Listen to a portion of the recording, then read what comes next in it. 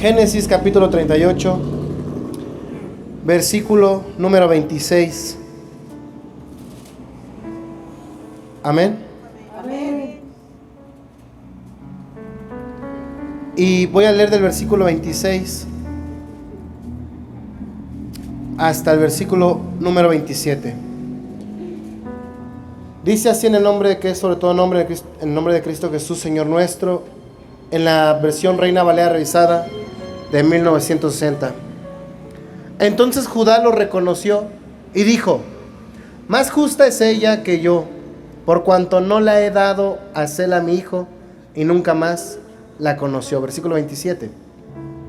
Y aconteció que aquel tiempo de dar a luz, he aquí había gemelos en su seno. Hasta ahí, que el Señor añada bendición a su palabra. Puede tomar asiento. Amén. Amén. El tema en esta noche se titula Judá y Tamar, justicia y misericordia. Amén. ¿Por qué vamos a hablar acerca de este tema? ¿Por qué? Porque si usted ha leído Judá y Tamar, exactamente está en medio de acontecimientos muy importantes. Exactamente está después de que los hermanos se entregan a José y antes, o prácticamente pasando al mismo tiempo en el que José estaba sirviendo con Potifar, antes de que lo empezara a tentar la esposa de Potifar. Amén. Entonces vamos a ir poco a poco leyendo esto, es todo el capítulo 38, pero quise centrarme aquí porque estamos viendo qué es lo que sucedió. Amén. Entonces vamos a ir al versículo número 1 y vamos a ver que por medio de la palabra del Señor, el día de hoy vamos a aprender algo que aprendió Judá, que aprendió a base de esfuerzo, pero sobre todo que aprendió gracias a que se lo mostró y él reconoció que Dios se lo estaba mostrando. Dice que en aquel tiempo que Judá se apartó de sus hermanos, y esto es bien tremendo, porque a veces leemos y leemos muy rápido, ¿no? Y decimos: ¿a poco yo ni sabía? Yo ni sabía que ¿por qué se habrá apartado Judá? Es decir, ¿cuántos hermanos eran? Sí, pero ya eran 11, porque ya José ya había sido vendido a Egipto. Entonces dice que en aquel tiempo Judá ya se apartó de sus hermanos. ¿Por qué se apartó de los otros 10? Por pena, por vergüenza. La Biblia como tal no me da la claridad en este asunto, pero cuando uno lee, uno se da cuenta que dice, algo le movió dentro de Judá, que dijo: ya no puedo estar con mis hermanos por pena, por vergüenza a su padre Jacob, voy a apartarme. Y se aparta Judá, y se aparta de sus hermanos, y queda Judá solo. Y se fue un varón adulamita que se llamaba Hira. Versículo número 2. Vamos a ir meditando poco a poco. Y vio allí Judá a la hija de un hombre cananeo, el cual se llamaba Suá, y tomó y se llegó a ella. Versículo número 3. Y ella concibió y dio luz a un hijo y llamó a su nombre Versículo número 4. Concibió otra vez y dio a luz a un hijo y llamó a su nombre Onán. Versículo número 5. Y volvió a concebir y dio a luz a un hijo y llamó a su nombre Selá. Y estaba en Kesib cuando dio a luz. Versículo número 6. Después de que Judá tomó... Bueno, vamos a hacer un paréntesis, una pausita aquí. Los primeros 5 versículos nos narran que Judá se aparta de sus hermanos. Se mueve, ellos vivían en la tierra de Israel. O bueno, en la tierra de Canaán, porque todavía no le pertenecía al pueblo de Israel. Ellos vivían ahí como extranjeros, a pesar de que Dios les había prometido que la tierra se las iba a heredar. Ellos vivían, pero no como dueños de la tierra, sino como que Dios les había prometido que algún día ellos iban a ser los dueños de la tierra. Es como si yo les dijera ahorita a ustedes: hermanos, yo tengo un terreno grande, y le dijera a mi hermanita Lourdes: hermanita, pues váyase a vivir, se la voy a regalar a sus hijos, pero no a usted. Es decir, que por fe ya es de ella, pero actualmente no es de ella, sino que vive como extranjera en la tierra que le va a pertenecer a sus descendientes. Entonces, el pueblo de Israel vivía en ese tiempo, eran muy pocos, no era una nación grande, eran una familia Así como la familia, ¿cómo se apellidan, hermano Fidencio? Como la familia López. Una familia que llegará a lo mucho que 50. No, hermano, me dice que son más, ¿verdad? Si somos más, hermano, ¿verdad? Pero más o menos, ¿no? Póngale más una suposición. Que eran alrededor, no eran un pueblo grande, eran una familia nada más que habitaba en la tierra de Canaán. Y que Dios le había prometido a su abuelo de Jacob. ¿Quién era su abuelo de Jacob? Abraham. Le dijo: Abraham, voy a hacer un pacto entre mí y ti. Ojo, Dios le dijo a Abraham: voy a hacer un pacto. Abraham nunca le dijo: vamos a hacer un pacto. Que luego he escuchado predicadores que dicen: pacta con Dios, pacta con Dios. Y uno dice: bueno, ¿quiénes somos nosotros para pactar con Él? Es Él el que decide con quién pactar. Entonces pacta y le dice: vas a tener un hijo. Y vas a ser, ya no vas a ser Abraham, vas a ser Abraham, que significa padre de multitudes. Y entonces Abraham engendra a Isaac. Isaac engendra a Jacob. Y Jacob a los 12 patriarcas. Y entonces resulta que Judá, en este tiempo, ya era un relajo su familia de Jacob. ¿Por qué? Porque si ustedes recuerdan, el primogénito perdió sus derechos de primogénito. Los perdió. Yo hace tiempo prediqué acerca de que los perdió porque se había acostado con Bila, que era su sirvienta de Jacob, con una de las mamás de sus hermanos. O sea, había tenido intimidad. Pero tengo que admitir que me equivoqué. He leído las escrituras. Nuevamente tuve que leerlas varias veces. Y se han malinterpretado. Yo mismo lo malinterpreté. No tuvo relaciones conyugales con Bila. Simplemente que Jacob en ese tiempo acostumbraba a prender una vela como símbolo de que la gloria de Dios habitaba en esa tienda. Y cada una de sus esposas, Bila, Silpa, Raquel y Lea, ¿se acuerdan de ellas? Cada una de ellas tenía su propia tienda. Y en cada tienda había una veladora o una vela, una lámpara encendida que simbolizaba que la gloria de Dios o la Shekinah de Dios habitaba en esa tienda. Entonces muere el primogénito de Jacob. Piensa y dice: no, pues ¿cómo puede ser que la sirvienta de mi mamá pues también no, qué tal si al rato pues dicen que es mejor? Y va y apaga la vela de su papá. Y por hacer eso, él dijo: no quiero que la gloria de Dios esté sobre esta casa. Y entonces ahí perdió los derechos de primogenitura. Punto 1. El primogénito desperdició lo que tenía. Bueno, le quedan otros 10 hijos porque Benjamín era muy joven. ¿Y qué hicieron los otros 10? Los otros 10 que hicieron, tomaron a José y lo vendieron. Primero lo tiraron, ¿no? El pozo, lo querían matar. Y eso está tremendo. ¿Recuerda alguien quién era el que quería matarlo? Principalmente Leví, Judá y Simeón. Eran los que lo querían matar. Y entonces por ahí intercedió uno de los... No lo maten, mejor échenlo al pozo. Y entonces Judá tiene una idea. Y dicen: bueno, vamos a matar un cabrito, vamos a venderlo. Lo vendieron, ¿no? Idea de Judá. Y después de eso dice: bueno, ahora vamos a matar un cabrito o una ovejita, un cordero. Vamos a llenar el manto de José, que muchos lo conocen como, que dicen que era de arcoíris, ¿no? Multicolores, pero bueno, una mala traducción de las escrituras. Y entonces mojan el manto especial de José, lo mojan con la sangre del cordero. Y le dice Judá a su papá, bueno, le dice, ¿no? ¿Sabes qué? Mira, un animal feroz se comió a José. Y entonces vamos a ver cómo ese simbolismo de haber matado a un cabrito con el cual engañó a su papá, también es utilizado en esta historia para que Judá sienta lo que sintió su padre al ser engañado. Se va hacia aparte de sus hermanos. Eso es algo bueno. ¿Por qué? Porque él reconocía que había hecho mal. Exactamente, había hecho mal. Y entonces se aparta y toma una mujer. Pero ahí viene el detalle. Según les había dicho Dios a Abraham que no tomaran mujeres de la tierra de Canaán. Y entonces Judá toma una mujer cananea, con la cual engendra 3 hijos. El primero llamado,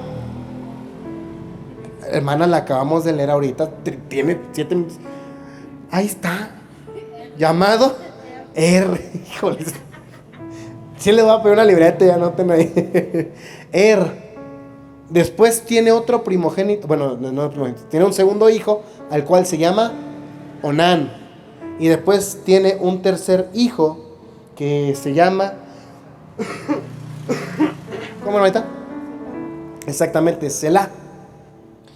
Y entonces él sabía que Dios le había prometido a él que él, por ser el hijo más valiente, el hijo más temerario, el más, ¿cómo se puede decir?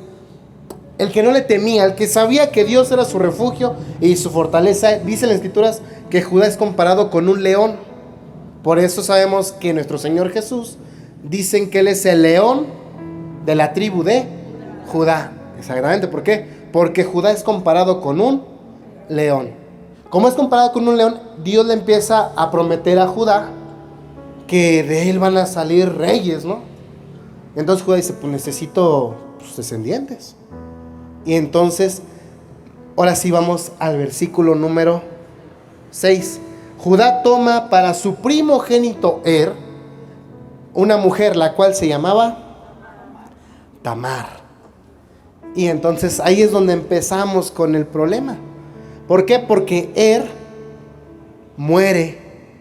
Porque no me dice la escritura con claridad, pero dice el versículo número 7 lo siguiente: el primogénito de Judá fue malo ante los ojos del Señor y Dios le quitó la vida. ¿Qué hizo La Biblia no me lo dice con claridad qué hizo, pero es algo seguro: a Dios no le agradó y le quitó la vida antes de engendrar hijos. Entonces Judá le dice a su hermano Onán, a esto, Onán, el nombre de Onán significa masturbarse o masturbación. Por si sabían, si no, pues ahí anótenlo o guárdenlo. No, hermano, esto sí no creo que se me olvide. Entonces le dice a su otro hijo: oye, Onán, ¿sabes qué? Pues tu hermano, tu carnal, tu hermano se murió. Pues ahora a ti, como su hermano, te corresponde casarte con Tamar para que le des hijos a tu hermano. Y los hijos que tú tengas con Tamar van a ser considerados no hijos tuyos, sino de de tu hermano. ¿Sí? ¿Hasta aquí vamos bien, entendiendo bien? Gloria a Dios. Y entonces, versículo número 8, me parece que ya dijimos el 8, porque es lo que les acabo de decir. Entonces Judá le dijo a Onán: llégate a la mujer de tu hermano y despósate con ella y levanta descendencia a tu hermano, que es lo que acabamos de decir. Versículo número 9. Y sabiendo Onán que la descendencia no había de ser suya, dijo: a ver, pero ¿cómo que mis hijos no van a ser míos? No, es que yo quiero que mis hijos sean míos. Ahí nada más pensó en él, exactamente. Y recordemos lo que la Biblia nos enseña: el ser humano se ama mucho. No nos creamos las mentiras. Lo he dicho varias veces, pero lo vuelvo a decir con claridad, que el mundo te dice: para amar a alguien tienes que amarte a ti mismo primero. Tienes que aprender a amarte, porque tienes que aprender esto. O sea, nos dicen constantemente: ámate, ámate, ámate. ¿Por qué la Biblia no da ese mensaje? Porque el ser humano, hombre y mujer, nos amamos demasiado. Nos amamos mucho. Y la prueba está que, por ejemplo, si ahorita le digo, si ahorita alguien de los que estamos aquí se cae o se cae o le pasa algo, ¿qué pasa? Se empieza a llorar, se empieza a sobar. ¿Por qué? Porque fuiste lastimado en tu propia carne, exactamente. Es normal, sí es normal, porque es dolor físico. Pero espero que me puedan entender cuando digo que el ser humano ya se ama demasiado. Amarse demasiado es buscar el propio bien de el objetivo del amor. Si el objetivo del amor soy yo, ¿qué es lo que voy a buscar? Voy a buscar, por ejemplo, si yo tengo la primaria, no, pues es que quiero estudiar la secundaria, porque yo quiero amarme, quiero que la gente sepa pues que me esfuerzo por estudiar. ¿Qué voy a hacer? Voy a estudiar la secundaria. Ya terminando la secundaria, me voy a esforzar por terminar la preparatoria. Y hay gente que hace eso y a veces menosprecia a su familia. a sus hijos, a su esposo, a su esposa. Simplemente veámoslo así, para que pueda ser más claro, porque a lo mejor yo mismo las confundo, los confundo. Voy a hacer, por eso hablo a veces con parábolas, para poderme dar a entender. Mis hermanas que alguna vez han estado casadas, o alguna vez estuvieron casadas. El varón o el hombre con el cual está casada, o con el cual estaba casada, muchas veces pensaba más en su bien de él que en el de la mujer. ¿Por qué? Porque él quería salir con los amigos. Si tomaba, quería tomar. No le preguntaba a la esposa ni pensaba, decía, ay, ¿qué tal si tomo y le hago mal? No, él pensaba primero en su beneficio. Y decía, es que tú no eras, o hablaba con groserías, ¿no? Cuando son novios, ¿qué te va a andar diciendo groserías el varón? Pero ya después usted dice, eres una hija de no sé qué y no sé cuándo, ¿no? Y uno dice, ¿por qué me hablas así? Y el varón puede decir, o decía, pues si así me conociste, ¿qué te quejas? ¿No? Y volvemos a lo mismo. Nada está buscando su propio bien. Pero cuando se busca el bien de la otra persona, busco mejorar busco mejorar por el bien de la otra persona. Porque el hacerle bien a la otra persona a mí me engrandece, no ante los hombres ni ante las mujeres, sino ante Dios. ¿Por qué? Porque si yo sufro oprobio, Dios me dará mi recompensa. Y si yo le doy honra a mi esposo, a mi esposa, o al que fue mi esposo, o al que fue mi esposo, o a la que fue mi esposa, el que me dará mi recompensa es Dios. Porque luego se separan y la mujer anda hablando pestes del hombre, o el hombre anda hablando pestes de la mujer, y tampoco eso le agrada al Señor. ¿Por qué? Porque si papá convive con los hijos, ay, no es que tu mamá es esto, tu mamá es lo, y le empieza a llenar a los hijos, le quita esa imagen de mamá. Y si la mamá es la que cría a los niños, le dice, no, es que tu papá es esto, desobligado, un esto no da, y también le quita la imagen paterna al papá. ¿Y qué hace? La mamá le quita autoridad al papá y el papá le quita autoridad al hijo, y entonces los hijos van a crecer sin autoridad. Y al crecer sin autoridad van a hacer lo que se les dé la gana. Y se escucha feo, pero seamos sinceros. Yo hacía lo que se me daba la gana hasta que conocí del Señor. ¿Por qué? Porque si yo quería fumar, ¿qué me impedía fumar? Nada. Nada más mi economía, por así decirlo, ¿no? Si yo quería tomar, ¿qué me impedía tomar? Nada. Si yo quería tener 5 mujeres, ¿qué me impedía? Nada. Si yo quería ser papá a los 17 años y no hacerme responsable, ¿qué me lo impedía? Nada. Pero cuando conocí de las Escrituras, el Señor me enseñó y me dijo, esto no me agrada. Yo te cambio para que no seas como eres o como eras, sino para que seas diferente y para que algún día tu camino sea distinto al que tú mismo te estás forjando. Tú mismo te estás forjando un camino en el cual vas a tener un matrimonio y como nada más piensas en ti, te va a durar el matrimonio 5, 6 años, te vas a separar. O en vez de ser pareja, van a ser conocidos nada más. Vivirás con ella y totalmente, ya, o sea, estás acostumbrado, pero ya no hay amor. Pero yo quiero enseñarte otro camino en el cual, como cantamos hace rato, sin santidad nadie verá al Señor. Donde cuesta trabajo cuidarse, cuesta trabajo prepararse, pero va a valer la pena. Y son cosas que no entendemos, en el proceso no lo vamos a entender. Onán no entendía el proceso del Señor. No lo entendía. Él dijo, yo quiero hijos para mí. ¿Por qué a mi hermano? ¿Por qué a mi hermano? Pero no pensó que los hijos, que si Onán hubiera tenido hijos con Tamar, sus hijos hubieran sido antepasados del rey David. Qué tremendo. Oiga, eso está tremendo. Pero es que nunca pensó, es que Onán no tenía la revelación del rey David. Aunque no la tuviera, él tenía que hacer caso a Judá. ¿Tenía compromiso Onán con alguna otra mujer? No. Después, si Onán se equivocaba, ¿de quién era la culpa? ¿De Onán o de Judá? De Judá. ¿Por qué? Porque Onán solo obedeció. A veces no nos gusta obedecer. Le voy a decir, yo hablo de manera especial, a mí me costaba obedecer mucho. Pero ahora que he aprendido a obedecer, me he quitado responsabilidad. ¿Por qué? Es un ejemplo. ¿Por qué? Porque si me dijera mi papá o mi mamá, hijo, ¿sabes qué? Bautiza a tu niño. Es un ejemplo. Y yo dijera, bueno, sí, y lo bautizo. Pero pues porque yo no sé, yo estoy obedeciendo. Dios, ¿contra quién la va a agarrar? ¿Contra mí o contra mi papá? Contra mi papá, ¿no? ¿Por qué? Porque Él fue el que dio la orden. Yo obedecí. En mi ignorancia, yo obedecí. Por eso es que a veces muchos preguntan, ¿y qué va a hacer Dios? ¿Cómo va a juzgar Dios a los aztecas? Es un ejemplo. A los mayas. Si ellos nunca conocían del evangelio, ¿verdad? Ellos nunca conocían. ¿Tú alguna vez alguien les predicó de Cristo? No, ¿cómo? ¿Cómo no? Por misericordia. Si ellos vieron la naturaleza y dijeron, oye, no, la telaraña que hace la araña está muy perfecta como para que la haga un ser humano.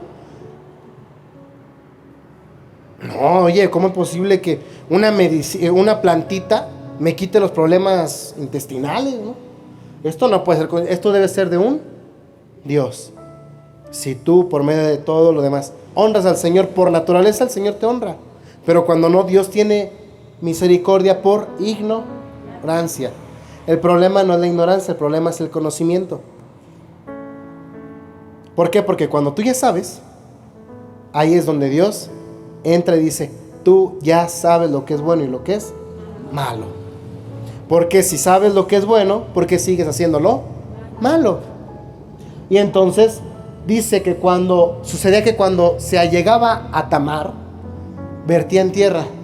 Es decir, yo sé que estoy con puras personas adultas y ruego a Dios que no haya malicia, pero lo voy a hablar con claridad.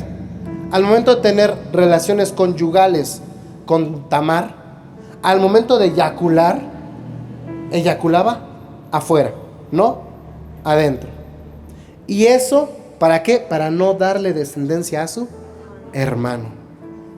Ay, hermano, no sabía que la Biblia decía esto. Versículo número 10. Sí, a veces las escrituras sorprenden harto, ¿verdad? Y eso desagradó a los ojos de Dios lo que hacía, y Él también le quitó la vida. Ay, Señor. Para que vea cómo cuando caminamos en el camino del Señor, Él se encarga de cuidarnos, pero cuando hacemos algo que a Él no le agrada y realmente tú quieres agradarle, el Señor es el que nos va a poner disciplina. Versículo número 11. Gloria al Rey. Y Judá le dijo a Tamar su nuera, y aquí es donde ya otra vez regresamos con Judá: quédate viuda en casa de tu padre, hasta que crezca Selá, mi tercer hijo.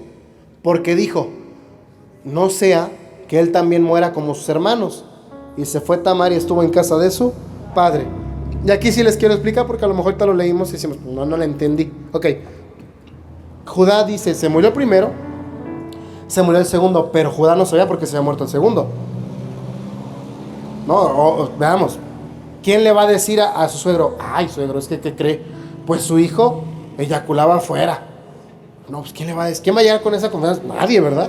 Entonces, Judá llegó a una conclusión totalmente errónea. Dijo, se murió mi primer hijo, se murió el segundo. Esta mujer es una mujer que trae maldición. Aquí el problema no son mis hijos, es la mujer. Y seamos sinceros, ¿qué culpa tenía Tamar? Nada. No tenía ni culpa. Entonces le dijo, ¿sabes qué? Que vístete de viuda, porque en ese tiempo las viudas se tenían que vestir pues para darse cuenta de la gente que era viuda. Vístete de viuda y ve con tus papás. Ay, quédate. Deja que mi tercer hijo crezca. Mientras tanto, sus pensamientos, no, porque si crece mi tercer hijo y se allega a ella, me voy a quedar sin descendencia. Y entonces me va a ser quitada la parte que Dios me prometió de que de mis descendientes nacerían reyes. No puedo arriesgar mi hijo a Tamar. No, ¿y para qué les cuento, hermanas? Cualquiera que me oiga dice, oye, chisme está bueno, hermano. Está bueno el chisme. Versículo número 12. Pasaron muchos días y murió la hija de Sua, mujer de Judá. ¿Sabe quién es la hija de Sua? Sua es la esposa de Judá, la cananita. ¿Se acuerdan? Está en el primer y el segundo versículo. Muere su esposa de Judá. Es decir, Judá queda viudo. Exactamente. Y entonces, exactamente, mujer de Judá. Después Judá se consoló y subió a los trasquiladores de sus ovejas a Timnat, él y su amigo Hira el adulamita, versículo número 13. Ay, que Judá, tremendo, ¿eh? Y fue dado aviso a Tamar, es decir, Judá dijo, pues ¿saben qué? Necesito distraerme. Es como si Judá viviera aquí en San Gregorio y dijera, yo fuera Judá y el hermano Fidencio fuera mi amigo, ¿no? Fuera Ira. Le dije, hermano, vamos aquí a San Pablo, ¿no? Es la fiesta del mole. Vamos a distraernos un rato porque pues estando acá me recuerdo a mi esposa. Y ay, vamos con el hermano Fidencio. Así más o menos fue lo que pasó. Versículo, regresamos al 13, por favor. He aquí tú, y le dijeron a Tamar, oye, tu suegro está subiendo a Timnat a trasquilar sus ovejas. Versículo número 14. Y Tamar, entonces se quitó ella, ¿saben nada más que la inteligencia de Tamar? La astucia. Entonces se quitó ella sus vestidos de viuda, dijo, ok, me voy a cubrir con un velo, y se arrebozó y se puso en la entrada de Danaim junto al camino de Timnat, porque veía que había crecido Sela y ella no era dada a él por mujer. Es decir, Tamar dijo, oye, Sela ya tiene la edad para casarse y no me lo dan. Bueno, voy a esperar. Espero otros 3 años. Oye, 3 años si no me lo da. Entonces, ¿qué? Oye, tu suegro está subiendo. Se murió su esposa hace 1 año. Entonces ella astutamente dijo, bueno, no me quiere dar a mi esposo, entonces yo le voy a dar descendencia a mi suegro, pero ya que él es viudo y yo soy viuda, allegándome a él, que él aprenda a ser responsable como él ha omitido su responsabilidad. Está bien tremendo. Y versículo número 15. Y la vio Judá y la tuvo por ramera. No dice que ella misma se vistiera de prostituta, porque muchos dicen, Tamar fue y se vistió. No se vistió. Tamar está contada como las mujeres, un ejemplo para las mujeres en las escrituras. ¿Por qué? Porque Tamar sufrió. Tamar fue juzgada. Tamar no le daban lo que le habían prometido y la menospreciaban. Y ella astutamente, sin romper la ley del Señor, fue a Judá. Y entonces Judá la vio y otra vez volvió a prejuzgar y dijo, es una ramera, porque ella había cubierto su rostro. No la reconoció. Se cubrió el rostro, no la reconoció. ¿Quién la iba a reconocer? Acostumbrados a verla vestida de viuda y de repente la ven y no la reconocen. Si nosotros ahora con cubrebocas, hermanos, no sabíamos quién era quién. Ahora imaginen nomás verle sus ojitos. No la iba a reconocer. Versículo número 16. Y se apartó del camino hacia ella y le dijo, déjame ahora allegarme a ti, pues no sabía que era su nuera. Y ella le dijo, ¿qué me vas a dar si dejo que te llegues a mí? O sea, ella, exactamente, ya le van. Espero y me vayan siguiendo porque sí. Tamar, hermanas, Tamar es un ejemplo de cómo una mujer movida por Dios puede obtener grandes recompensas de parte de Dios si se sabe mover con discreción, sabiduría y obediencia. ¿Qué me vas a dar por llegarte a mí? Versículo número 17. Y Judá, hermano, dice, pues yo te enviaré del ganado un cabrito, de las cabras. Y ella dijo, dame una prenda hasta que lo envíes. Ojo, y aquí es donde les dije, Judá fue de la idea, vamos a matar un cabrito para engañar a nuestro papá, que era la sangre de José. Y ahora el cabrito iba a ser la señal por cual Tamar le iba a decir, ¿dónde está mi cabrito? el cabrito que debiste de haberme enviado, porque nunca lo envía, o sí lo envía, ahorita lo vamos a estar viendo. Ese cabrito tú lo utilizaste para un fin mal, para una mala acción, y ahora Dios lo ha utilizado para que tú lo utilices para una buena acción conmigo. Tamar no estaba pensando solamente en ella, estaba pensando en el futuro de la nación de Israel. Y eso está bien tremendo. Gracias a eso fue recompensada. Y le dijo, versículo número 18, de favor: ¿qué prenda te daré? Y aquí vienen cosas bien importantes. Ella le dijo: dame tu sello, tu cordón y tu báculo, es decir, tu vara que tienes en tu mano. Y él se los dio y se allegó a ella, y ella se embarazó. Ay, Señor. Vamos, amor, está buena la historia, ¿eh? Y esto tiene mucha importancia. ¿Por qué? Porque estos tres objetos tienen simbolismo. El sello era la autoridad que tendría el rey David. El cordón, la manera en la que iba a ser apresados los judíos, porque los judíos descienden de Judá, por eso se les llama judíos. Y el báculo, que es símbolo de que de él iba a salir el que iba a pastorear, porque los pastores usaban una vara, que es el báculo, para guiar al rebaño. Con eso, con estos tres símbolos o estos tres objetos, le está diciendo: de mí, en resumen, estos tres objetos representan que entre tú y yo, de nuestra descendencia, va a venir el Mesías prometido, que ahora nosotros sabemos que es Jesucristo. Está tremendo, está bonito, ¿eh? Y él se los dio, o sea, él aceptó y se allegó a ella, y ella concibió de él. Versículo número 19. ¿Cómo dice? Luego se levantó y se fue, y se quitó el velo de sobre sí, y se vistió otra vez las ropas de viudez. Versículo número 20. ¿Cómo dice? Y Judá envió el cabrito de las cabras por medio de su amigo al adulamita, para que éste recibiese la prenda de la mujer, pero no la encontró. Ay, Señor, qué tremendo, nunca le llegó el cabrito. Versículo 21. Y preguntó a los hombres de aquel lugar, dijeron: ¿dónde está la ramera que se sienta junto al camino? Y ellos le dijeron: pues aquí no hay ninguna ramera.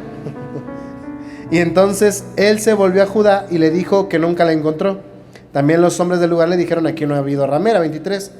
Y entonces Judá le dijo: bueno, pues entonces tómenlo para ustedes, no vaya a ser que seamos menospreciados, porque yo he enviado este cabrito y pues no la encontraste. Y entonces, al cabo de unos 3 meses, le fue dado aviso a Judá. Vean nomás cómo corren los chismes. ¿Qué crees que pasó, Judá? Y Judá: ¿qué pasó, no? ¿Qué crees, Judá? ¿Qué crees? Que tu nuera está embarazada. Ah, caray, ¿por qué? Pues, ¿por qué crees? ¿Por qué crees? Pues que se embarazó a causa de ser fornicaria. Y Judá se enojó. Aquí dice, se enojó. Le dijo: a ver, ¿cómo que está embarazada? No puede estar embarazada. Si le dije que se vista de viuda, no puede ser que esté embarazada. Yo le prometí. Ahí sí se enojó Judá. Nuevamente, porque Judá pensó solamente en él. Entonces él dijo: ¿cómo? Sáquenla y vamos a... Ay, Señor. Versículo número 25. Pero ella, cuando la sacaban, envió a decir a su suegro: del varón cuyas... Vean más. Dice, según se dice, que Dios dejó 2 leyes. Una ley escrita, que es esta, que es la Biblia, y una ley oral.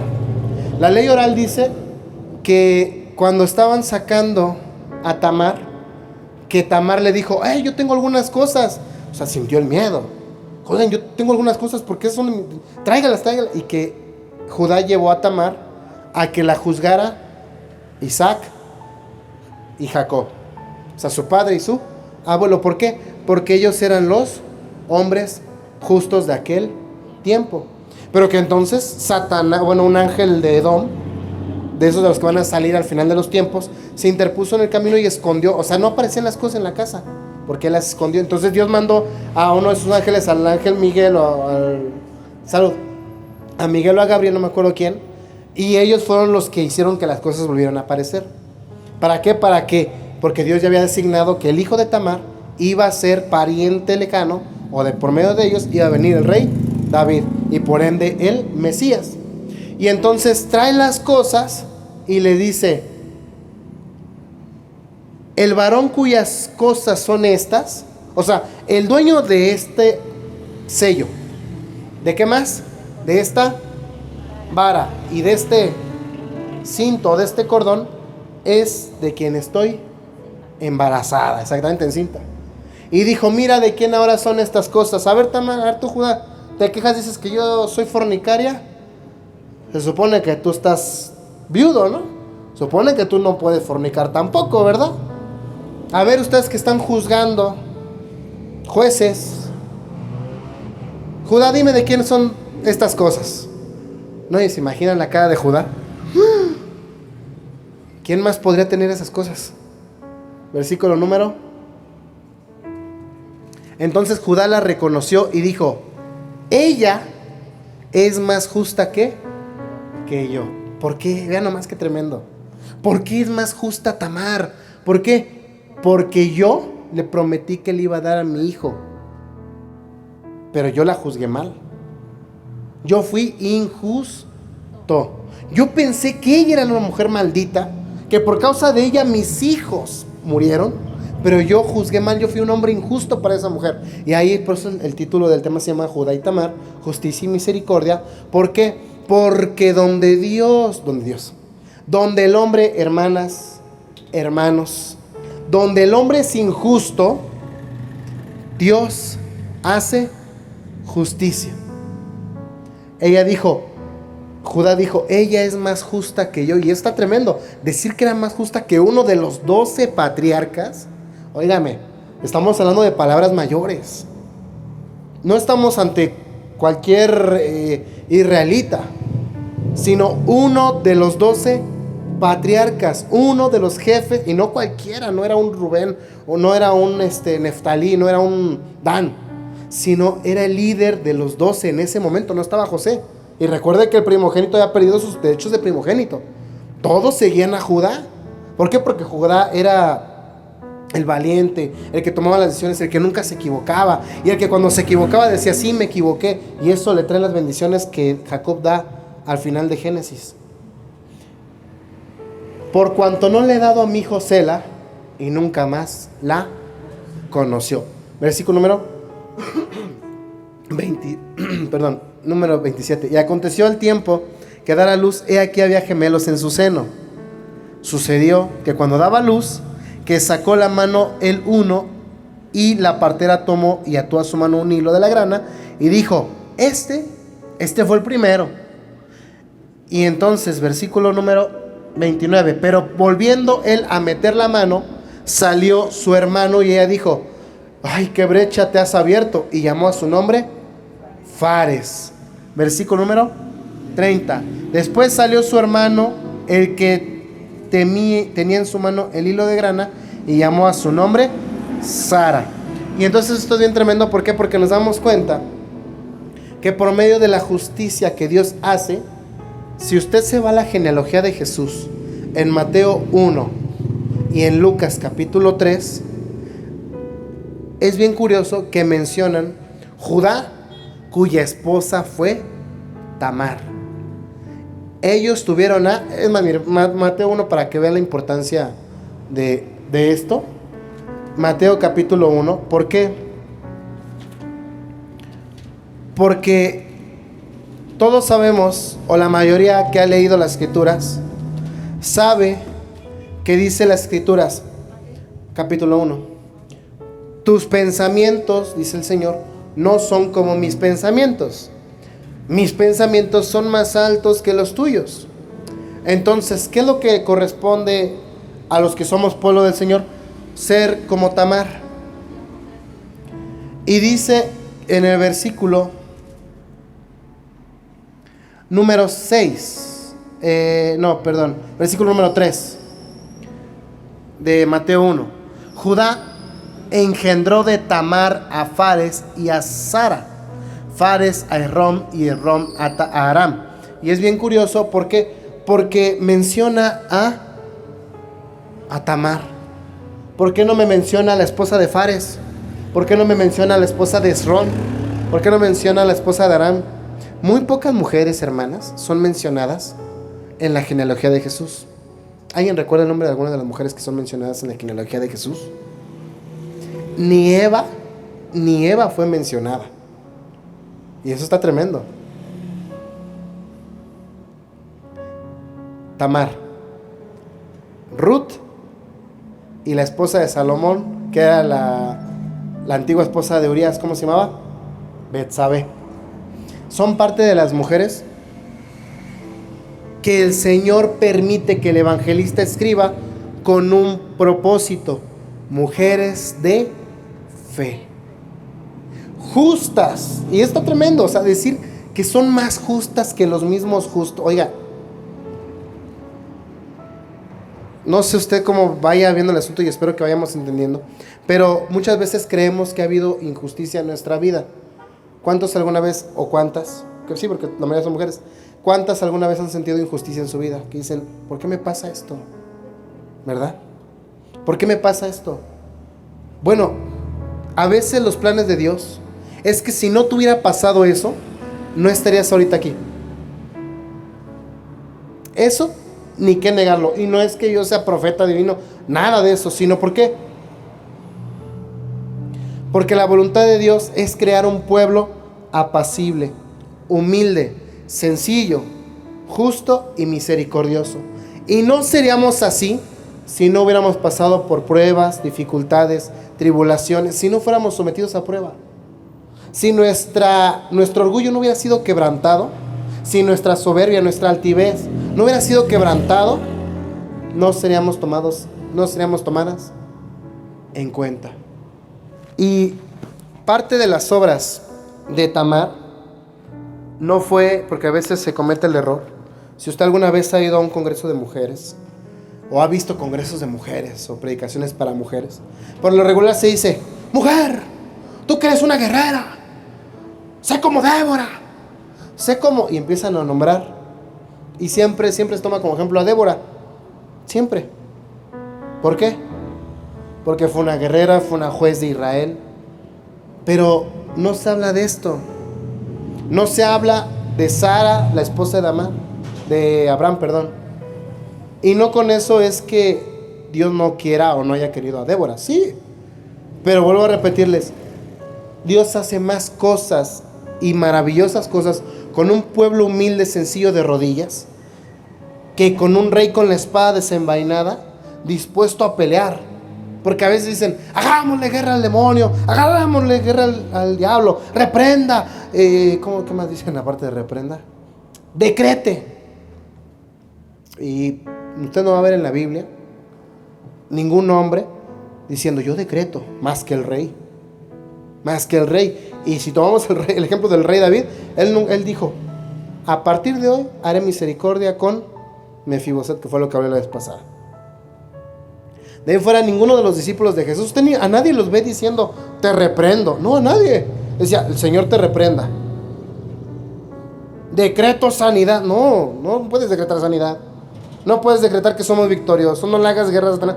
Él, vuelvo a repetirle, le tiene más temor a una mujer de rodillas, orando, que a 5,000 mujeres así paradas diciendo, y hablando en lenguas. Y no con que el hablar en lenguas sea malo. No es malo. El hablar en lenguas, si usted lo ha leído ahí en 1 Corintios, dice que es para que a ti te edifica con Dios, pero no te ayuda nada más. No edifica la iglesia ni edifica el que está al lado. Ahora, si alguien me habla en lenguas, tiene que haber intérprete. Tamar fue piadosa, vio la oportunidad y nuevamente fue justa, fue sabia, fue inteligente y no quebrantó la ley del Señor. Si la esposa de Judá no hubiera muerto, Tamar nunca se hubiera puesto a la esquina. ¿Por qué? Porque estaba honrando a su suegra. Al no estar viva su suegra, ella fue más justa que el mismo Judá. Entonces, hermanas, espero que esto sea de gran bendición para que puedas entender que Dios te dice: mira, hija, no vayas rápido en la vida, no ganas nada con ir rápido, sino primero ora, espera y entonces a ir a la acción sin romper las sagradas escrituras. Si usted viene y me dice: no, hermanos, que Dios me mandó un ministerio bien grande, aquí, allá, esto, que el otro. Bueno, pues está bien, pues vamos a orar, No, hermanos, que me mandó a mí. Pues está bien, pues vaya, ¿no? O sea, no nos vamos a oponer, pues vaya. Pero siempre buscamos, si aún yo mismo, les doy este ejemplo, que yo mismo, yo nunca he dicho: hermanos, por mí esto, lo otro, no, sino cuando hemos hecho algo, siempre trato de tomar a todos en cuenta. ¿Por qué? Porque así, lo que Dios hace por medio de mí es fruto de todos nosotros. Lo que Dios haga por medio de usted es fruto de todos los que estamos aquí. Nadie es mayor que nadie. Todos tenemos un rol. Y a lo mejor ahorita yo simplemente soy el vocero, el que grita: la comida. Pero yo no sería nada si no recibiera a veces sus consejos, sus bendiciones, sus oraciones. Si no aceptara que a veces me equivoco, que hace un momento dije: yo antes pensaba que esto, me corrijo. También me puedo equivocar. Entonces, hermanas, les invito a que vuelvan, a que le den otro repaso a Génesis capítulo 38, para poder ver la manera en la que actúa Tamar. Podríamos indagar un poco más, pero si seguimos indagando más en la actitud de Tamar, nos vamos a llevar aquí otra hora. Y entonces no queremos que se haga más tarde. ¿Por qué? Porque cada uno, yo sé que tiene actividades. Muchos están cansados porque ya tuvieron una semana de trabajo.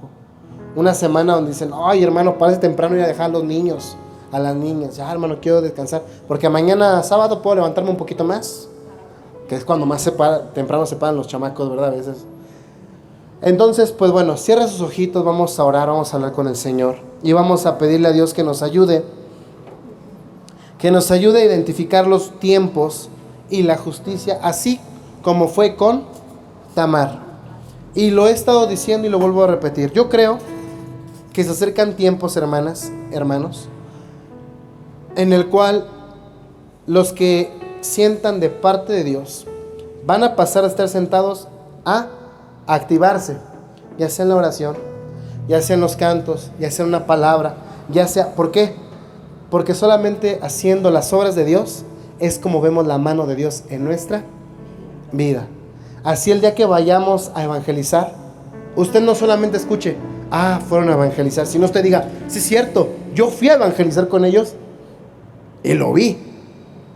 Entonces, de esa manera veremos cómo Dios nos ayuda para que nuestra carne se debilite y el espíritu se vivifique. Así que cierre sus ojitos nuevamente, y vamos a hablar con el Señor. Padre mío, Padre nuestro, amadísimo Redentor de la gloria, usted que está en las alturas, y usted que nombró a Tamar como justa aún más que Judá en ese momento, le ruego, Señor, que así como usted protegió, cuidó y guió los pasos y las palabras de Tamar, le ruego que también cuide, guíe y guarde los pasos y las palabras de mis hermanos, de mis hermanas que en esta noche se encuentran aquí con nosotros.